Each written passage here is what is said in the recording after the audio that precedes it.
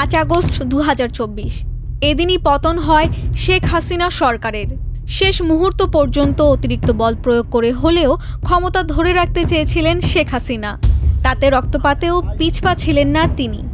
গণভবন থেকে যখন তিনি বিদায় নিতে বাধ্য হন, তার ঘণ্টাখানেক আগেও বিভিন্ন বাহিনীর শীর্ষ কর্মকর্তাদের চাপ দিয়েছিলেন বল প্রয়োগে। কেমন ছিল টানাপড়েনের সেই মুহূর্ত?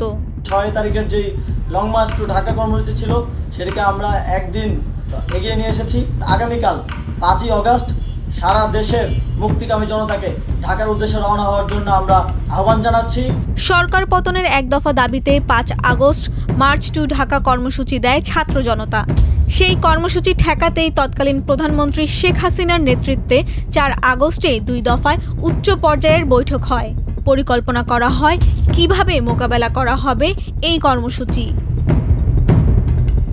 যদিও একই দিন 4 আগস্ট রোববার দলীয় অস্ত্রধারী কর্মীদের নামিয়ে দিনভর সারা দেশে ব্যাপক সংঘাত ও প্রাণহানি ঘটানো হয়, কিন্তু তাতেও আন্দোলন সামাল দিতে পারেননি শেখ হাসিনা। পরিস্থিতি আন্দাজ করতে পেরে রোববার রাতেই তার একজন উপদেষ্টা সহ কয়েকজন নেতা তাকে বোঝানোর চেষ্টা করেন, এমনকি সেনাবাহিনীর কাছে ক্ষমতা হস্তান্তরের পরামর্শ দেন বলে জানা যায়। পুলিশের ঊর্ধ্বতন এক কর্মকর্তা বলেছেন, 5 আগস্ট সকাল থেকেই সেনাবাহিনী জানত শেখ হাসিনার পতন হয়ে গেছে, কিন্তু পুলিশ জানত না। কাজেই পুলিশ তখনও মাঠেই ছিল, সরকারকে রক্ষা করতে সর্বাত্মকভাবে চেষ্টা করে যাচ্ছিল। কিন্তু শেখ হাসিনা পদত্যাগের সে পরামর্শ মোটেও গ্রহণ করেননি, বরং কারফিউ আরও কড়াকড়ি করতে বলেন।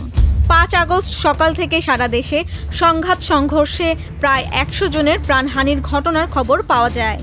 এদিকে ভোর থেকে কারফিউ কড়াকড়ি করার উদ্যোগ নেওয়া হলেও সকাল 9টার পর থেকে বিভিন্ন স্থানে আন্দোলনকারীরা কারফিউ ভেঙে পথে নামতে শুরু করেন। সকাল 10টার দিক থেকেই ঢাকার বিভিন্ন স্থানে জমায়েত ক্রমেই বড় হতে থাকে। এদিকে গণভবনের নিরাপত্তা আরও বাড়ানো হয়। বিভিন্ন বাহিনীর উচ্চ পর্যায়ের একাধিক সূত্র পরে জানিয়েছে, সকাল 10:30টার দিকে 3 বাহিনীর প্রধান ও পুলিশের মহাপরিদর্শক আইজিপিকে গণভবনে ডাকা হয়। নিরাপত্তা বাহিনী কেন পরিস্থিতি সামাল দিতে পারছেন না তার জন্য ক্ষোভ প্রকাশ করেন শেখ হাসিনা। এমনকি আন্দোলনকারীরা আইন শৃঙ্খলা রক্ষাকারী বাহিনীর সাজোয়া জানে উঠে পড়ছেন, লাল রং দিচ্ছেন, তবুও কেন তারা কঠোর হচ্ছেন না সে কথা উল্লেখ করেও ক্ষোভ প্রকাশ করেন।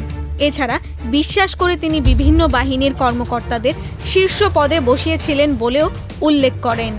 এক পর্যায়ে শেখ হাসিনা আইজিপিকে দেখিয়ে বলেন, তারা তো ভালো করছে। তখন আইজিপি জানান, পরিস্থিতি যে পর্যায়ে গেছে তাতে পুলিশের পক্ষেও আর বেশি সময় এরকম কঠোর অবস্থা ধরে রাখা সম্ভব নয়। ওই সময়ে শীর্ষ কর্মকর্তাদের পক্ষ থেকে বোঝানোর চেষ্টা করা হয়, বল প্রয়োগ করে সেই পরিস্থিতি সামাল দেওয়া যাবে না, কিন্তু শেখ হাসিনা সেটা মানতে রাজি ছিলেন না। কর্মকর্তারা সে সময় শেখ রেহানার সঙ্গে আরেক কক্ষে আলোচনা করেন। তাকে পরিস্থিতি জানিয়ে শেখ হাসিনাকে বোঝাতে অনুরোধ করেন। শেখ রেহানা এরপর বড় বোন শেখ হাসিনার সঙ্গে আলোচনা করেন, কিন্তু তিনি ক্ষমতা ধরে রাখতে অনড় থাকেন। এক পর্যায়ে বিদেশে থাকা সজীব ওয়াজেদ জয়ের সঙ্গেও ফোনে কথা বলেন একজন শীর্ষ কর্মকর্তা। এরপর জয় তার মায়ের সঙ্গে কথা বলেন। তারপর শেখ হাসিনা পদত্যাগে রাজি হন। তিনি তখন একটা ভাষণ রেকর্ড করতে চান জাতির উদ্দেশ্যে প্রচারের জন্য।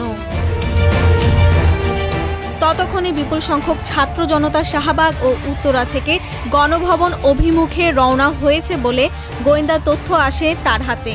দূরত্ব বিবেচনায় 45 মিনিটের মধ্যে শাহবাগ থেকে গণভবনে আন্দোলনকারীরা চলে আসতে পারে বলে অনুমান করে ভাষণ রেকর্ডের সময় না দিয়ে তিনি সেনাবাহিনীর হেলিকপ্টারে করে দেশ ত্যাগ করে ভারতে চলে যান।